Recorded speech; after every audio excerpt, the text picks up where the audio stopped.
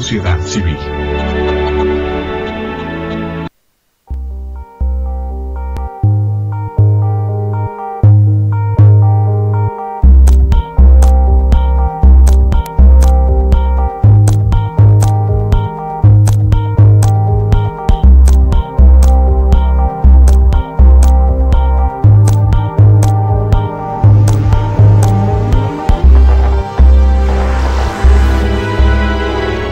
Canal Patrio, voz e imagen de la sociedad civil.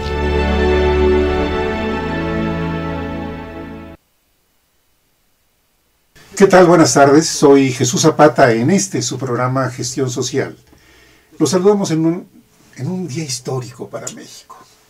Que no se olvide. Jueves 2 de octubre de 2014. Pero como tú dices, 2 de octubre que no se olvida. Así es, Jesús. Tengo mucho gusto, si me lo permites, Diego, Por favor. hacer la mención de quién está con nosotros el día de hoy. Iván Leroy. Muy agradecidos de que aceptaran la invitación que te hizo Diego para venir al programa. Gracias, Jesús. Gracias, Diego. Y ustedes conocen a Diego Eduardo Merino Lazarín, que es nuestro facilitador de este programa. Él es maestro en filosofía y un joven talentoso que Gracias, Jesús. de veras lo aprecio mucho. Igualmente. Tenemos por costumbre en el programa que, dado que Diego es nuestro facilitador, él haga un planteamiento general Sí. y además una presentación más amplia de lo que yo he dicho en 2 palabras acerca de ti. Así que, Diego, por favor. Gracias. Bueno, para mí es muy grato tener a maestro Iván Leroy, y siempre hicimos mucho hincapié cuando estaba Slayman acá en diferenciar entre profesor y maestro y doctor y demás.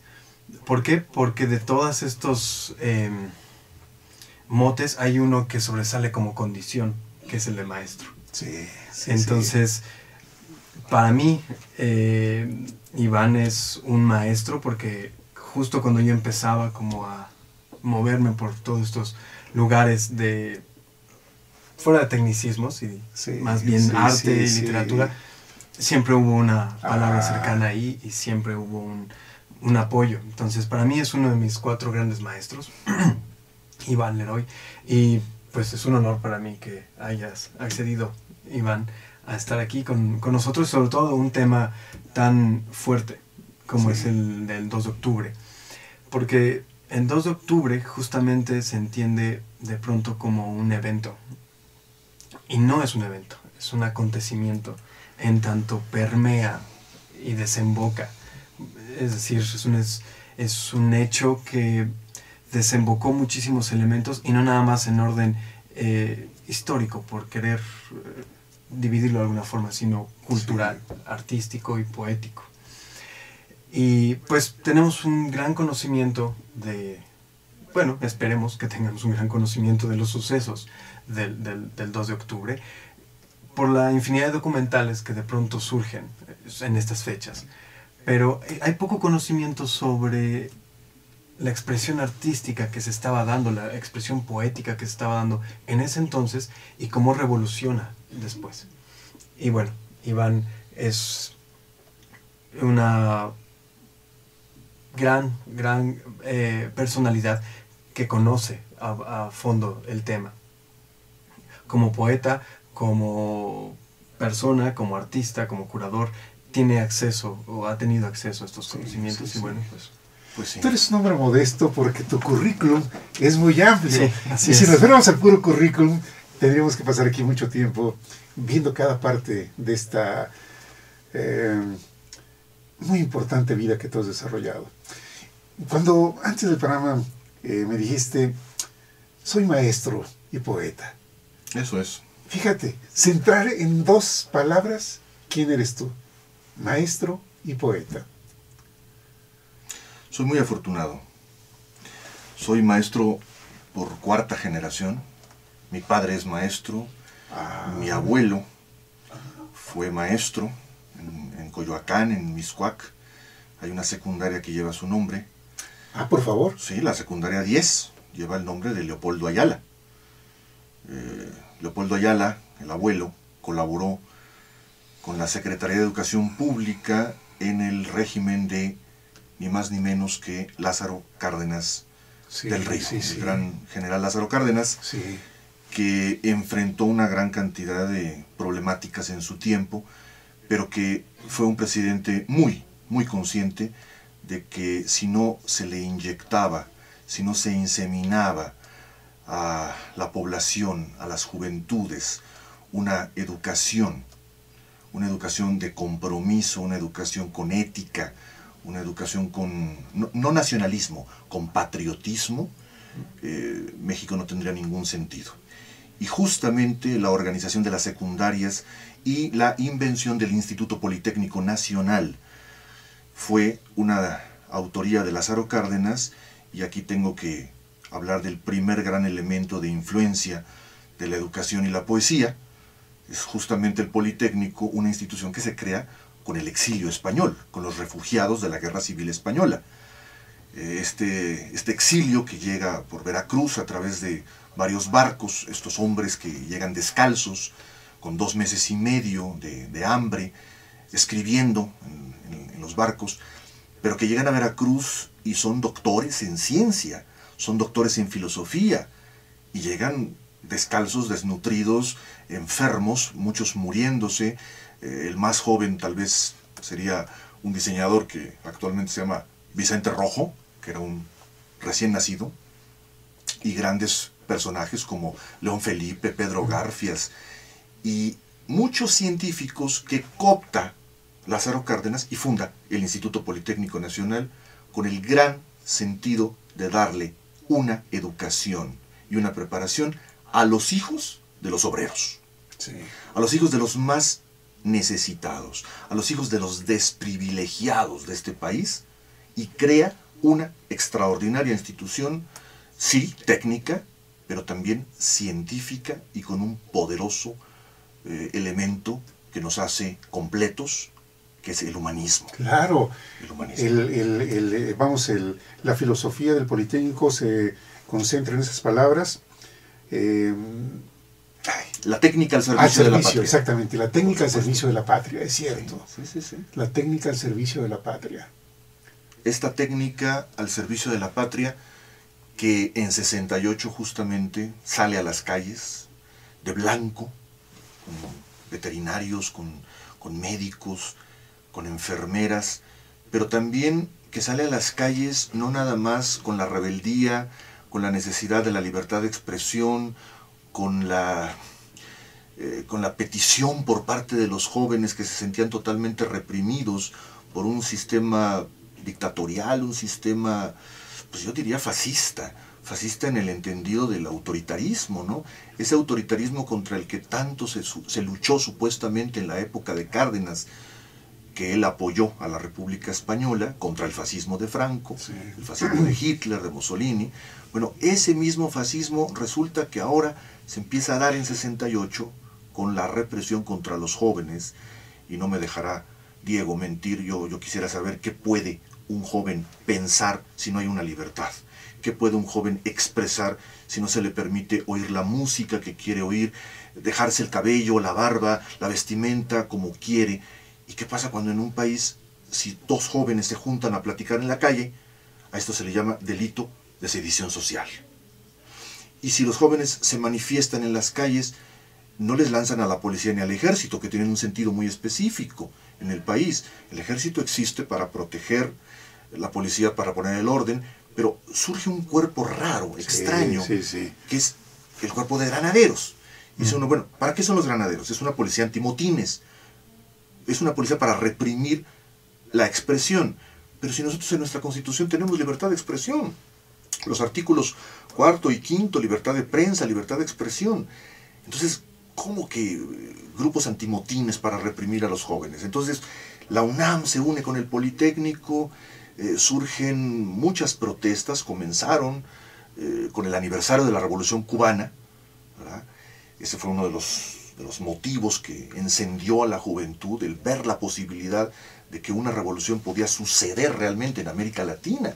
Y el 26 de julio salen a las calles los jóvenes a apoyar la Revolución Cubana, y son recibidos por las fuerzas represivas de este país, encabezados en ese momento por un secretario de Gobernación llamado Luis Echeverría Álvarez y un presidente de la República, ¿verdad?, Gustavo Díaz Ordaz, que se convirtieron en dos sujetos totalmente intolerantes al diálogo con la juventud que pedía simplemente una libertad, simplemente la posibilidad de tener un acceso gratuito a la educación generalizado, la desaparición de estos cuerpos represivos y la libertad a los presos políticos. Algo importantísimo que hay que aclarar.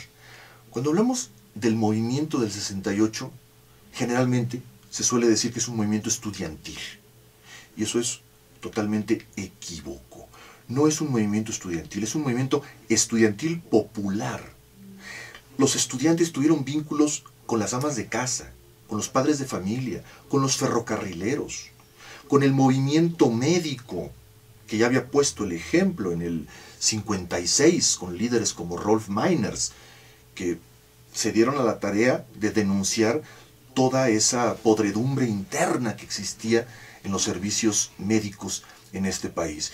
Y bueno, el movimiento de Demetrio Vallejo, por ejemplo, con los ferrocarrileros, y los telefonistas, los electricistas, es decir, muchos sectores del movimiento magisterial se unieron a la causa estudiantil y esto detonó en un descontento social que estaba a punto de convertirse pues, en un proceso de guerra civil, en un proceso de insurrección, o si lo llamamos con las palabras adecuadas, pues en una revolución, ¿no? En una revolución que fue brutalmente reprimida por parte del ejército mexicano, ¿no?, por orden del presidente. Sí, y que además nunca se arrepintió, ¿no? Dijo que se hizo lo correcto. Él dijo, yo soy el culpable, ¿no? Yo soy el responsable de lo que sucedió. Y esto es terrible porque los que somos hijos o nietos de esa generación, nos quedamos en la sorpresa, en el terror, en la animadversión, en la falta de ideales, de credibilidad.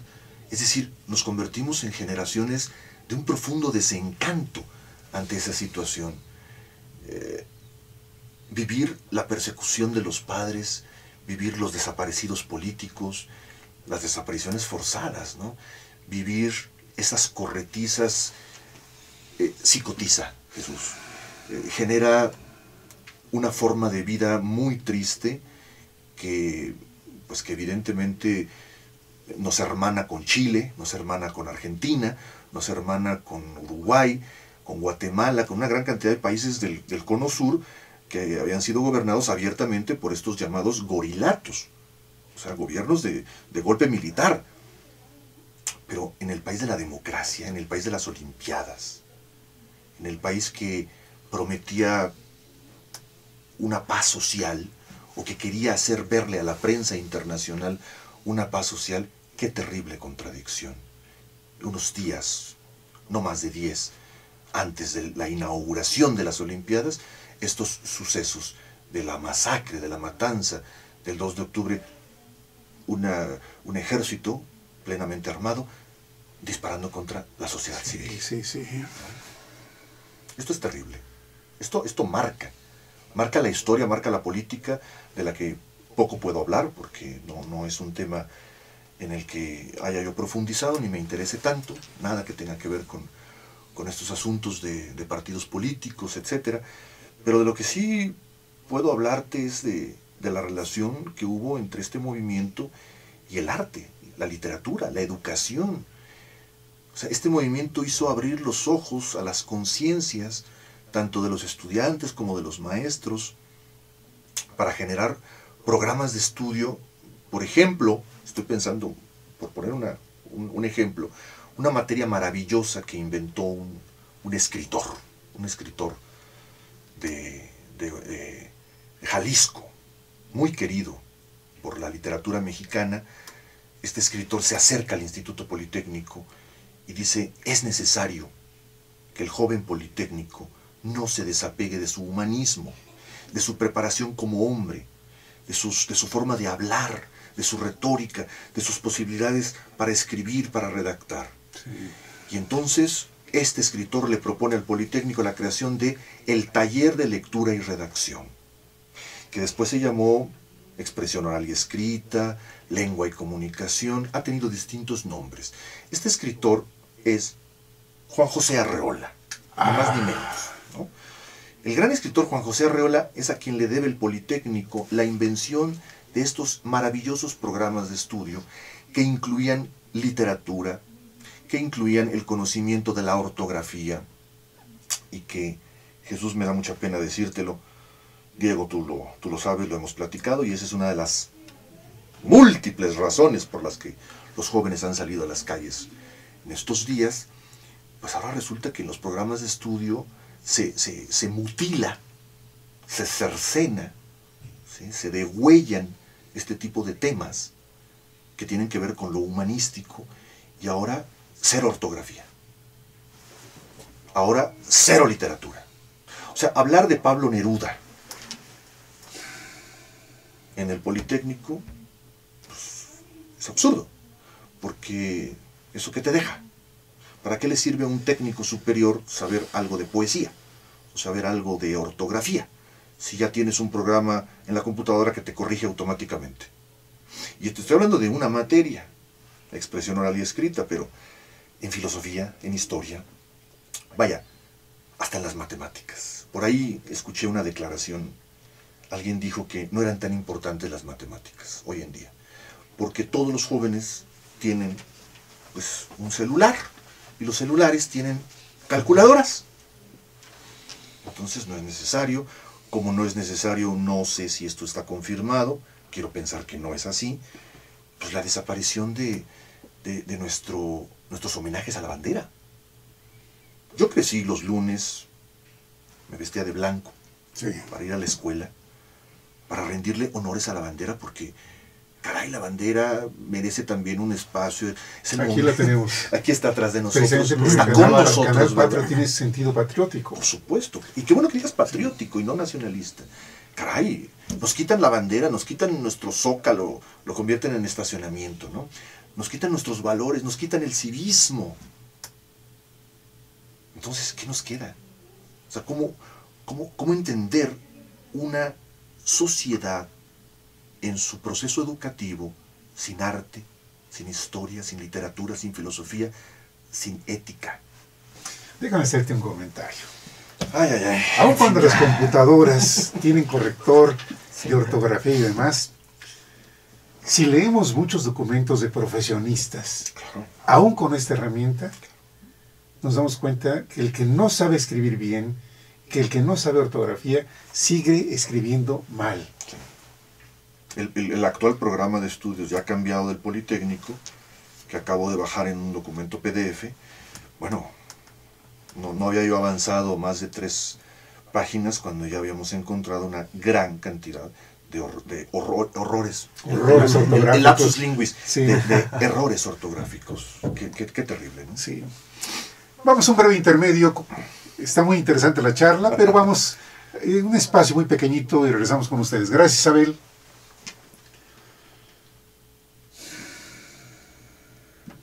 Ya me voy a...